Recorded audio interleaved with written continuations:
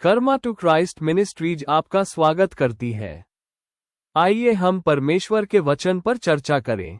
आज का वार्तालाप का शीर्षक, क्या तुमने अपने दिन की योजना बना ली है? आज के बाइबल छंद है इफिसियों अध्याय 5 पद 15 से 17।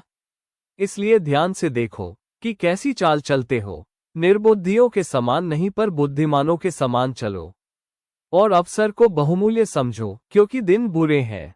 इस कारण निर्बुद्धि ना हो पर ध्यान से समझो कि प्रभु की इच्छा क्या है। नीतिवचन अध्याय 24 पद 27।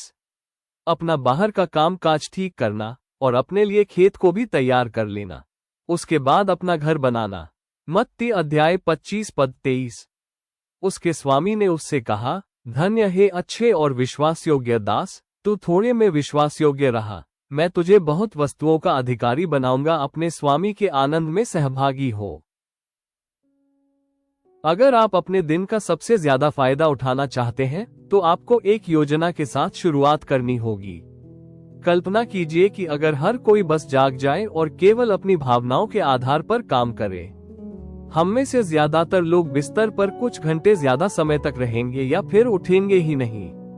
स्कूल, काम, सरकार, परिवहन, छुट्टियों आदि में कोई शेड्यूल या डेडलाइन पूरी करने की जरूरत नहीं होगी। अपने घरों में हम भूख लगने पर खाएंगे, थकने पर सोएंगे, जब मन करे सफाई करेंगे और किराने की दुकानों से जो भी हमें पसंद आएगा खरीद लेंगे। पागलपन लगता है ना? अगर हम अपने दिन की योजना घंटे के हिसाब से नहीं बनाते, वित्तीय रिकॉर्ड को पैसे के हिसाब से नहीं रखते या अगले कुछ महीनों के लिए बजट की योजना नहीं बनाते तो हम में से कई लोग वास्तव में इसी तरह जीते हैं। अगर आप अभी से एक उज्जवल भविष्य के लिए योजना नहीं बनाते हैं तो आप वास्तव में यह नहीं मानते कि परमेश्वर आपके लिए चीजें बदल सकते हैं। जब परमेश्वर देखेंगे कि आप एक अच्छा रिकॉर्ड रखकर और भविष्य के लिए योजना बनाकर उनके द्वारा दिए गए संसाधनों की परवाह करते हैं, तभी वो आप पर और भी ज्यादा भरोसा कर पाएंगे। आत्मा में स्वतंत्र होने और बेपरवाह होने और लापरवाह होने में बहुत बड़ा अंतर है। एक बार जब आप अपने जीवन में किसी तरह की व्यवस्था और योजना लाते हैं तो आपका समय कई गुना बढ़ जाएगा, क्योंकि परमेश्वर आपके लिए परिणामों को तेज कर देंगे। परमेश्वर की कृपा और पदोन्नति के माध्यम से आपके वित्त में भी वृद्धि होगी, क्योंकि आपने अपने पैसे का बुद्धिमानी से उपयोग किया है और अपने दशमांश के प्रति वफादार रहे हैं। आपकी प्रतिभाओं पर ध्यान दिया जाएगा और उन्हें महत्व दिया जाएगा, क्योंकि आपने पहले उनका उपयोग परमेश्वर के राज्य को आगे बढ़ाने के लिए किया है। यह मत भूलिए कि परमेश्वर व्यवस्था और आज्ञाकारिता के परमेश्वर हैं जो सफलता की ओर ले जाते हैं।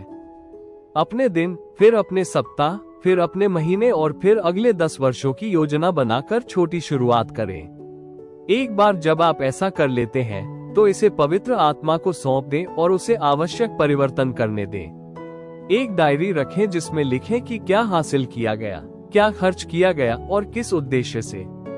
यह आपको अपने जीवन के उन क्षेत्रों में परमेश्वर से मदद मांगने की अनुमति देगा जहां आत्म नियंत्रण और अनुशासन की कमी है। मैं गारंटी देता हूं कि कुछ महीनों में जब आप पीछे देखेंगे तो आपको परमेश्वर से आशीर्वाद में वृद्धि दिखाई देगी और आप परमेश्वर द्वारा आपको दी गई सभी चीजों का एक अच्छा प्रबंधक होने का मूल्य समझेंगे। अगर आपको नहीं पता कि आपका समय, पैसा और ताकत कहां जा रही है, तो अचानक से जब आप बूढ़े, कमजोर और कंगाल हो जाएं, तो हैरान ना हो। आज ही जरूरी बदलाव करें। आइए प्रार्थना करें। स्वर्गीय पिता, आप गरीबों के लिए न्याय बनाए रखते हैं, अनाथों के पिता, विधवाओं के रक्षक। धन्यवाद पिता कि आप व्यवस्था के देवता हैं और हम जो कुछ भी करते हैं उसके बारे में चिंतित रहते हैं। धन्यवाद कि आपने हमें सफल होने और समृद्ध होने के लिए सभी चीजें प्रदान की हैं। धन्यवाद उन घंटों और मौसमों के लिए जो आपने हमें काम करने और फलदायी होने और आराम करने और अपनी ताकत बहाल करने के लिए दिए हैं। हमें अपने स्वार्थी इच्छाओं के लिए अपना समय, अपना पैसा और अपनी प्रतिभा बर्बाद करने के लिए माफ करें। हमें माफ करें कि हम इस बात का स्पष्ट हिसाब न रखें कि आपने हमारे लिए जो कुछ भी दिया है उसे हम कहां खर्च करते हैं। हमें बैठकर अपने घंटे, दिन और सप्ताह की योजना बनाने की बुद्धि दें। हम अपनी सारी योजनाएं आपकी पवित्र आत्मा को सौंपते हैं और आपसे हमारे मार्ग का निर्देशन करने के लिए कहते हैं। हम घोषणा करते हैं कि हम जल्द ही ये शब्द सुनेंगे, अच्छा किया मेरे अच्छे और वफादार सेवक। चूंकि तुम थोड़ी सी रकम में भरोसेमंद रहे हो, इसलिए मैं तुम्हें बड़ी रकम का प्रभारी बनाऊंगा। हम यीशु के शक्तिशाली नाम में मांगते हैं, आमीन।